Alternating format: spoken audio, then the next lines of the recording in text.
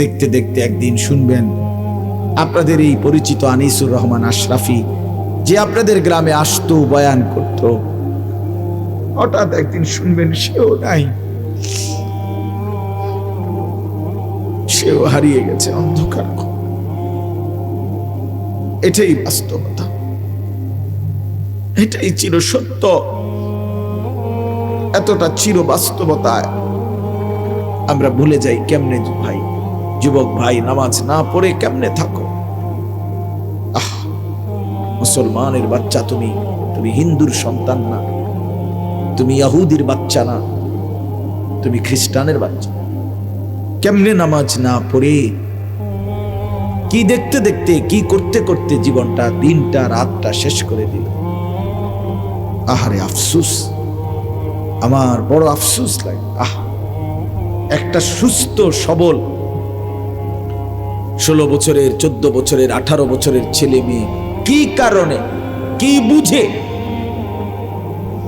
একটা সেজদা দেয় না, এক ওয়াক্ত নামাজ পড়ে না? আরে বোকা রে, তুই কেমনে এত বোকা হইল? কি কারণ থাকতে পারে? কি অতিরিক্তটা তুমি পেয়ে গেলা? কি এমন সুখ পাইলা, কি এমন স্বাদ পাইলা, কি এমন আনন্দ আর মজা পাইলা যেটা আমরা কেউ পাইলাম না? যে মজার, যে সুখের জন্য তুমি তোমার আল্লাহকে ভুলে গেলা, একটা সেজদা দিলা না, এক ওয়াক্ত নামাজ পড়লা না। আরে জানোয়ার, তুই কেমনে ঘুমাইবি? জানোয়ার, এই হাইওয়ান, কেমনে ঘুমাইবি? আরে নাফরমান, কেমনে ঘুমাইবি? তোরে যদি ঘুমের মধ্যে ফেরেশতা লাথি মারে, তোরে যদি ঘুমের মধ্যে ফেরেশতা মাথা তুলে আসার মারে, ছি ছি ছি, 2টা বছর এক পবিত্র মায়ের, মুসলমান মায়ের দুধ পান করছে যেই মানুষটা, যেই ছেলেটা, মেয়েটা, সে আল্লাহকে চিনে না কেমন?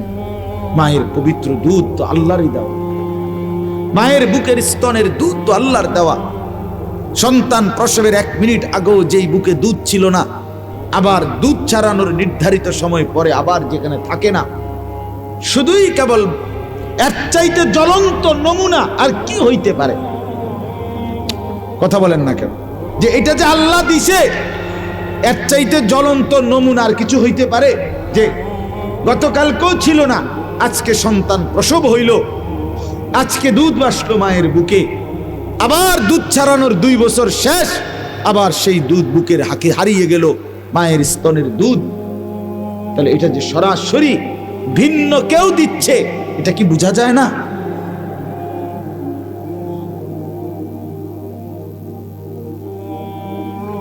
সেই পবিত্র মায়ের দুধ 2টা বছর, 1 দিন 2 দিন না, যে সন্তানটা গ্রহণ করলো আল্লাহর, সেই তুমি কেমনে নামাজ পড়ো?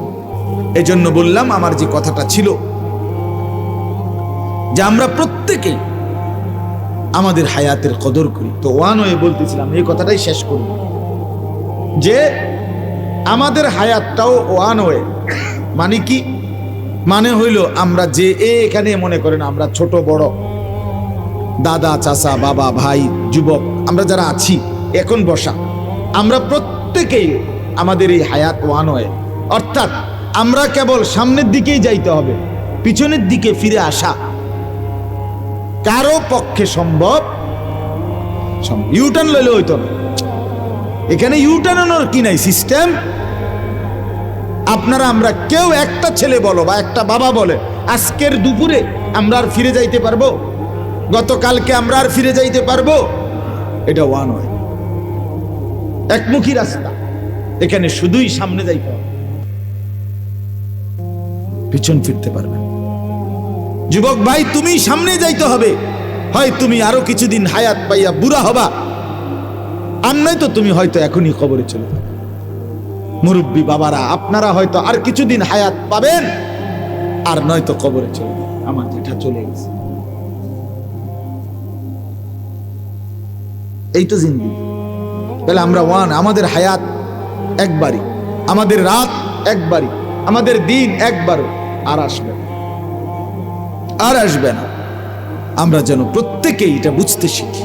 প্রতিটা দিন আমরা কিতাবে পড়ছি প্রত্যেকটা দিন যখন শুরু হয় এবং রাত যখন শুরু হয় তখন শুরুতেই, দিনের শুরুতে, রাতের শুরুতে ডেকে বলে, দিন ডাকে, রাত ডাকে মানুষকে, হে আল্লাহর বান্দা, আমি একবারের জন্যই এসেছি, আর আসবো না, আমারে নষ্ট করো না, কদর করো। রাতও বলে এটা, দিন। আবার যখন শেষ হইতে লাগে রাত বা দিন, মনে করেন আসরের পরে মাগরিবের আগ টাইমে দিন শেষ হয়ে যায় না, সূর্য ডুবে যায়, ঠিক কিনা বলেন? আবার সুবহে সাদেকের সময় সকালবেলা সূর্য উঠার আগে আগে রাত শেষ হয়ে যায় কিনা?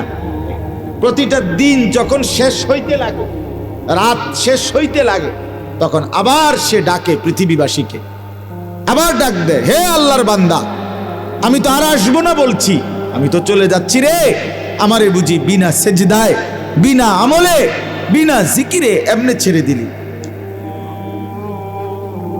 আজকের সারাদিনে ফজর, জোহর, আসর 3 ওয়াক্ত নামাজের টাইম চলে গেল বান্দা, একটা সেজদাও দিলি না, আমি বুঝি এমনি এমনি চলে যেতাম তোর জীবন, আমি দিন তো আর আসবো। আজকের রাতে মাগরিবে, এশা, তাহাজ্জুদ, কত লম্বা সময় চলে গেল। আহা বান্দা, সারাটা রাত মোবাইলের ছবি, নাচ, গান, জিনা, ব্যভিচারের দৃশ্য, নাটক, সিনেমা, অথবা শুধু শুধু ঘুমায় ঘুমায় শেষ করে দিলাম, একটা সেজদাও দিলা না বলে। এজন্য আর আসবে 13ই ফেব্রুয়ারি 2024 রোজ মঙ্গলবার, পৃথিবীতে আর কোনোদিন আসবে? আগামী বছরের 13ই ফেব্রুয়ারি তো 2024 না, ঠিক না? আগামী মঙ্গলবার তো আগামী মঙ্গলবার, কিন্তু সেটা তো 13ই ফেব্রুয়ারি না, আর আসবে। অতএব এটা বলার একটা শেষ উদ্দেশ্য হলো, আমরা ভালো হওয়া দরকার। আমাদের এই হায়াত কাজে লাগাইলো, এটা নষ্ট করে দিল। খানাই আমনের এদ্দুর, খাইলেও পারে, হালাই দিল, আপনার বরাদ্দই এদ্দুরই বরাদ্দ, আপনি বরাদ্দ বাড়াইতে পারবেন। আর রিজকু মাকসু, সবকিছু বন্টন করা তাকদীর নির্ধারিত। ইন্নাল্লাহা কাদ্দারা মাকাদির আল খালাইক, আল্লাহ পাক সমস্ত সৃষ্টির তাকদীর নির্ধারণ করেছেন আসমান জমিন সৃষ্টির 50,000 বছর আগে। একটা পিঁপড়া আমরা দেখি আমার সামনের থেকে ফারিয়ে গেছে, এবড়া টিপ দিয়ে মেরে গেছে, তার মানে সে আল্লাহ তাআলা তার হায়াত, ঠিক কি না বলেন? না তাহলে আমার থেকে বাচ্চা গেল, এবড়ার থেকে পারল না। মউত কার কাছে? নির্ধারিত, এতটুকুই বাপ। এজন্য আমি বলতেছি, ছেলেরা, বাবারা, পর্দার আড়ালের মা বোনরা, মনোযোগ দিয়ে আমিও শুনি, আপনারাও শুনেন। হায়াত নির্ধারিত, প্রতিটা মিনিট সেকেন্ড আর আসবে না। অতএব এখনই কাজে লাগা, সুযোগ থাকতেই কাজে লাগা। আর সুযোগটা কাজে লাগাবার, হায়াতকে কাজে লাগাবার, হায়াতকে দামি বানাবার, নিজের সময়কে দামি বানাইবার সবচেয়ে শ্রেষ্ঠ, আল্লাহর পক্ষ থেকে সর্বশ্রেষ্ঠ একটা সুযোগ, মহা একটা সুযোগ, মাহে রমজান। বলেন আলহামদুলিল্লাহ। সেটা একদম সামনে, এই যে দেখা যায়, ওই যে চাঁদ উঠলো বলে, এবারে যে চাঁদ উঠবে এটাই রমজান, ঠিক না? হায়াতের কদর করেন, হায়াতের কদর করেন, হায়াতের কদর করেন। আমি প্রত্যেক দিন এই কয়দিন টানা বলতেছি, বাবা সবাই মনোযোগ দিয়ে শুনেন এই 10টা মিনিট কথা। হায়াতের কদর করেন। আমাদের জীবনটা ওয়ান ওয়ে রোড। আধুনিক যে রাস্তা, আধুনিক রাস্তার নিয়ম হলো ওয়ান ওয়ে। এই যে 4 লেন রাস্তাগুলো, যেমন আপনি এদিক দিয়ে গাড়ি নিয়ে ঢুকছেন, এবার আপনার কাজ হইলো আপনাকে শুধু সামনের দিকেই যাইতে হবে, এদিক দিয়ে, এদিক দিয়ে আবার ফিরতে পারতেন না। কথা বুঝছেন নি? আপনি যদি আবার পিছনে আসতে হয়, তাহলে আপনার এই ইউ টার্ন নিয়া এদিক দিয়ে আইতে হইবে, নাকি এদিক দিয়ে আসা যাবে? আর না, আমাদের এইসব রাস্তা না, ওই যে বড় রাস্তার কথা বলতেছি, ওয়ান ওয়ে রোড, যেগুলো ডিভাইডার ওয়ালা রোড, যেগুলোর মাঝখান দিয়ে কি আছে? আইল্যান্ড আছে, ডিভাইডার আছে, এগুলো ওয়ান ওয়ে। ঠিক ছেলেরা এমনি শোনো, বাবা মোবাইল এটা বাদ দাও, এটা বাদ দাও, এমনি শোনো, এমনি শোনো, 10টা মিনিট এমনি শোনো, মনোযোগ ভালো হবে। নামাও এটা, এবার হাসো বেটা, বেওকুফ কথা।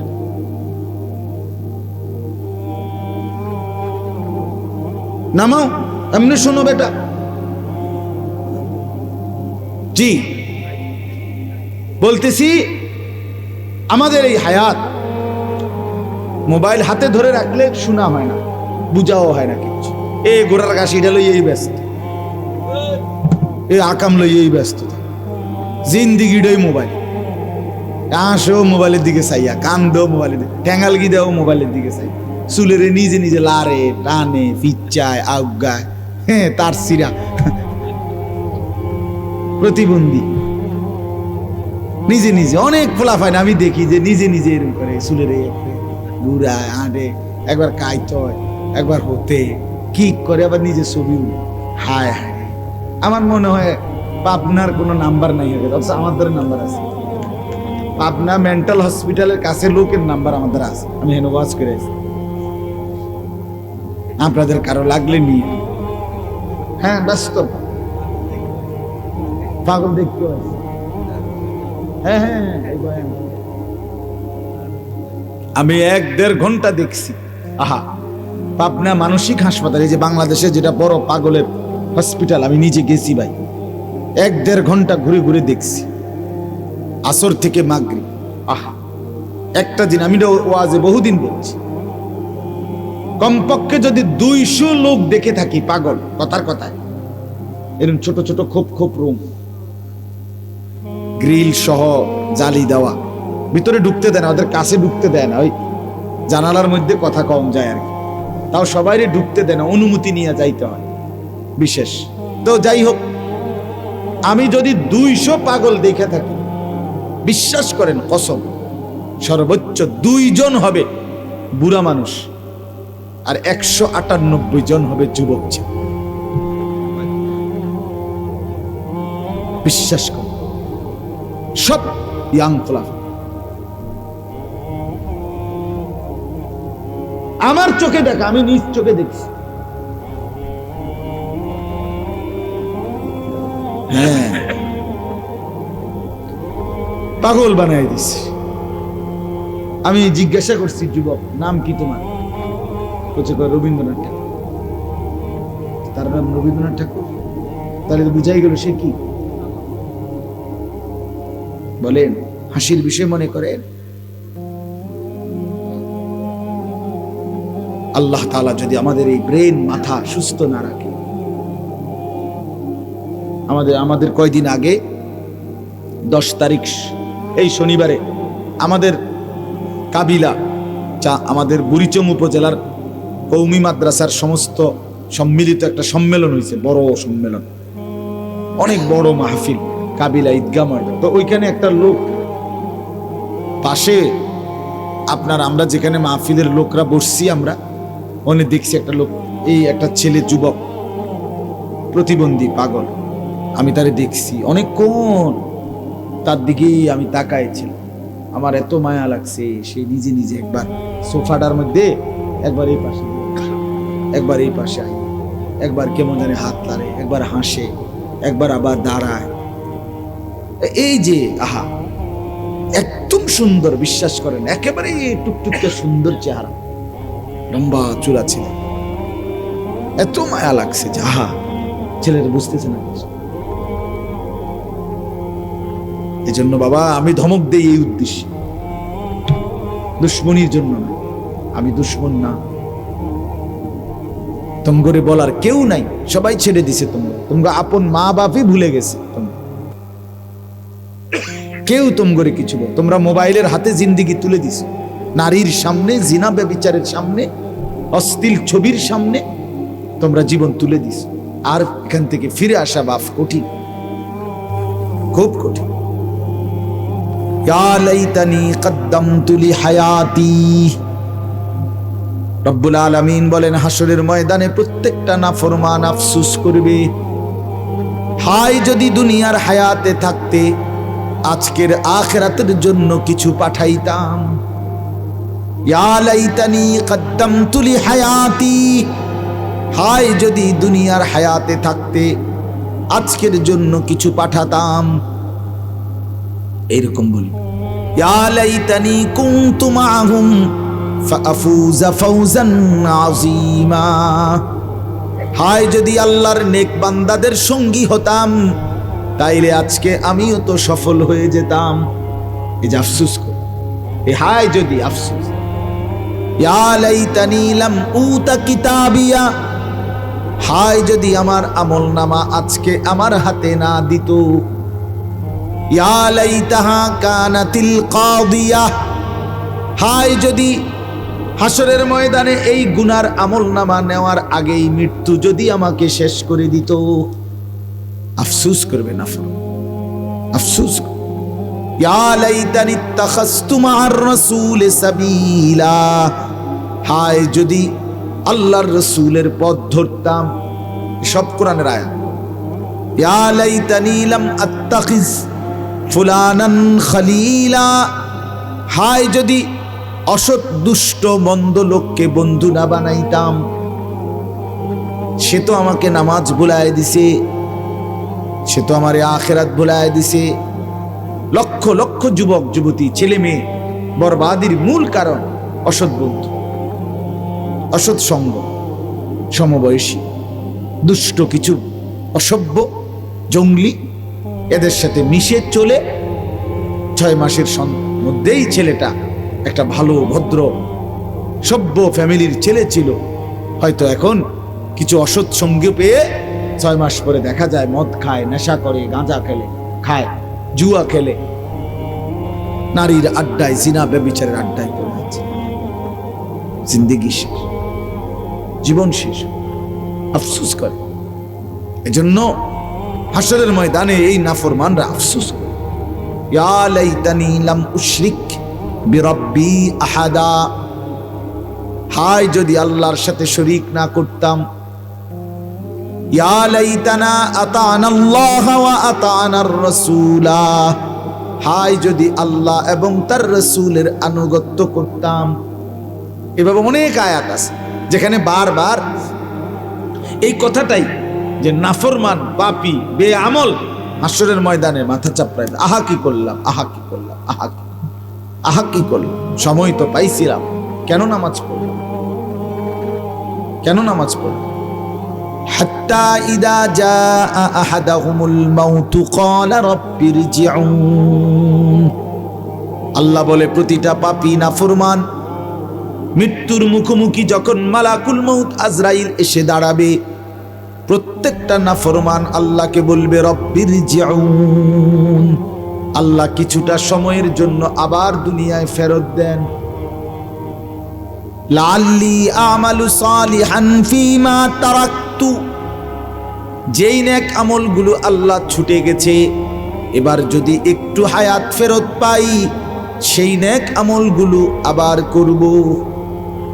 আল্লাহ বলবেন কাল্লা, না না, কখনোই না। ইন্নাহা কালিমাতুন হুয়া কাইলুহা, আল্লাহ বলবে নাফরমান এটা তোর শুধুই কেবল কথার কথা, তুই মিথ্যাবাদী। ইতিপূর্বে দুনিয়ার হায়াতে বহু বিপদ মুসিবত, অ্যাক্সিডেন্ট, পেরেশানি, রোগ শোকে যখন পেরেশানির মধ্যে ছিলি বান্দা, আমি আল্লাহকে তখন বারবার ডেকেছিলি। যখন আমি বিপদ মুক্ত করে দিলাম, রোগ থেকে সুস্থ করে দিলাম, সাথে সাথে আমি আল্লাহকে ভুলে গিয়েছিলি। আমি জানি আমি ওয়ারাইহিম বারযাখুন ইলা ইয়াউমি ইউবাসুন, আল্লাহ বলে অতএব নাফরমান আজকে আর পিছন দিকে দুনিয়ায় না, বরং সামনের দিকে হাসরের ময়দানে পৌঁছানো পর্যন্ত কবরের জিন্দেগিতেই পড়ে থাক, যা পড়ে থাক।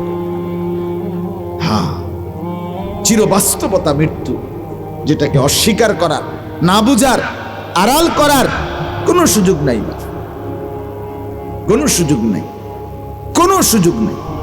আমি অনুরোধ করছি, কোনো সুযোগ নেই। আপনি যদি বুঝেন তাইলেও মরে যাবেন। আপনি যদি না বুঝেন তাইলেও মরে যাবেন। আপনি যদি হাসতে থাকেন তাইলেও মরে যাবেন। আপনি যদি কাঁদতে থাকেন তাইলেও মরে যাবেন।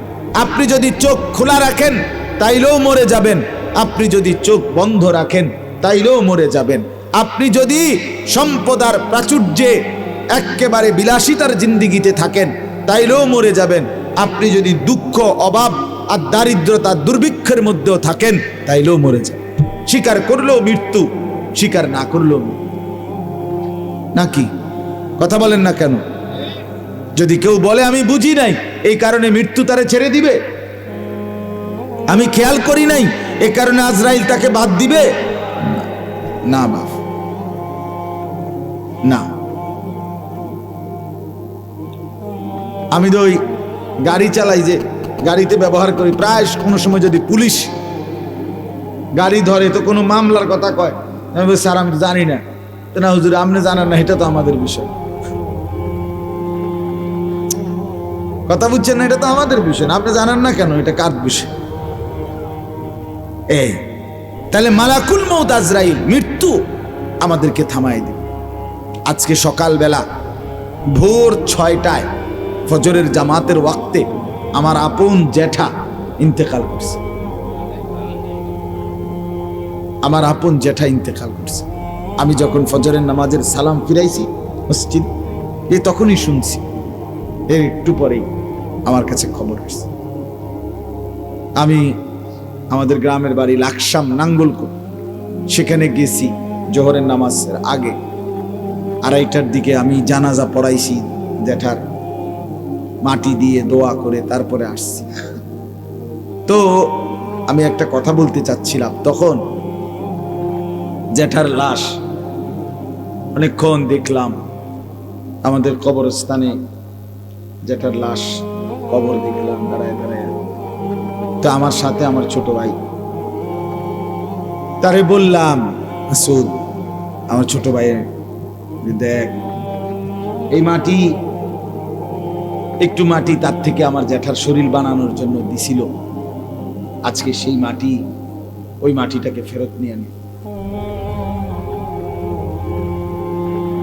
ফেরত নিয়ে নিল না, কথা বোঝেন? আল্লাহ তাআলা যেন বলছিল মাটিকে যে আমাকে একটু মাটি দাও, আমি আনিস নামে আমার এই বান্দাকে বানাবো। আল্লাহ তাআলা যেন বলছে ঠিক আছে মাওলা, নেন আমার মাটি আবার আমাকে ফেরত দিয়ে।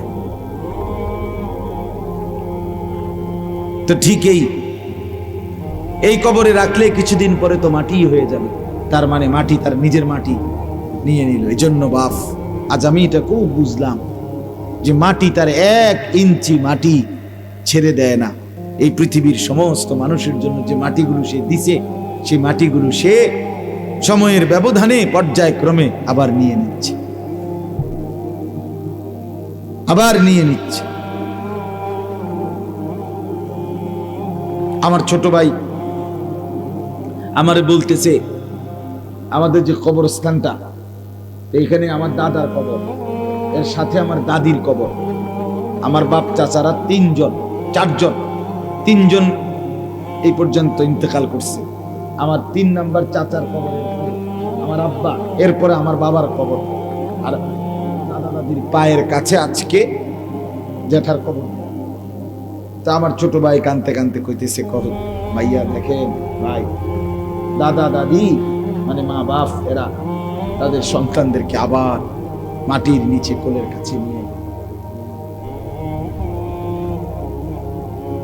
মাটির উপরেও তো কোলের কাছেই ছিল একদিন, আজ আবার মাটির নিচে তাদেরই কোলের আশেপাশে কি নিজ সন্তানদেরকে আগলায়। গত বৃহস্পতিবার রাতে 1টা-1:30 বাজে, 1:30টার পর আমি আমার দেশেই আমার মাহফিল ছিল, জ্যাঠা অসুস্থ ছিলেন, বিছানায় শয্যাশায়ী আজকে 3-4 মাস। আমি দেখছি রাত্রে 1:30-2টায় জ্যাঠা কথা বলছে, 2-1টা শব্দ কইছে, জ্যাঠারে হাদিয়া দিছি, জিগাইছে কয় টাকা দিছ, কইছি, দোয়া করছে, আমি ফুঁটু দিছি, দোয়া করছি। আজকে গিয়ে দেখি তাকায় রইলাম আমার সেই জলজ্জান্ত জ্যাঠা যে হাত নাড়তো, কথা বলতো, চোখ খুলতো, সে একদম স্তব্ধ। কি আশ্চর্য বিষয়! আরে বাপ, যুবক ভাই, এটা বুঝতে শেখো দোস্ত। আমি দেরি করব না। রাত গভীরে এই ঠান্ডা কুয়াশার মধ্যে আমরা একটু ইনসাফের সাথে ভাবি, একেবারে জলজ্যান্ত একটা মানুষ যে হাসতো, কথা বলতো, চলতো, ফিরতো, কি ব্যস্ততা ছিল তার, কিছুটা ছুটি ছিল চাল। সেই মানুষটা একদম স্তব্ধ হয়ে গেছে। এত মানুষ শোর হাঙ্গামা করতেছে, কিন্তু এই মানুষটা নড়েও না, মুখও খোলে না, চোখও মেলে না। এরই নাম মৃত্যু, এরই নাম মৌত। এই চিরসত্য, চির বাস্তবতাকে যুবক ভাই, মুরব্বী বাবা, কেউ আড়াল করতে পারবে না।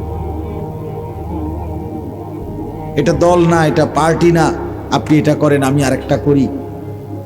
আপনি আমাকে, আমি আপনাকে পাশ কাইটা এড়াইয়া চলে গেলাম, এটা হতে পারে, কিন্তু মৃত্যুকে কথা বলেন। কুল ইন্নাল মাউতাল্লাযী তাফিররুনা মিনহু ফাইন্নাহু মুলাকীকুম। রব্বুল আলামিন বলে, বন্ধু আপনি বলে দেন, মৃত্যু থেকে বান্দা যেখানেই পলায়ন করো না কেন, মৃত্যু নিজেই তোমাদের সাথে এসে মোলাকাত করবে, সে নিজেই দেখা করবে।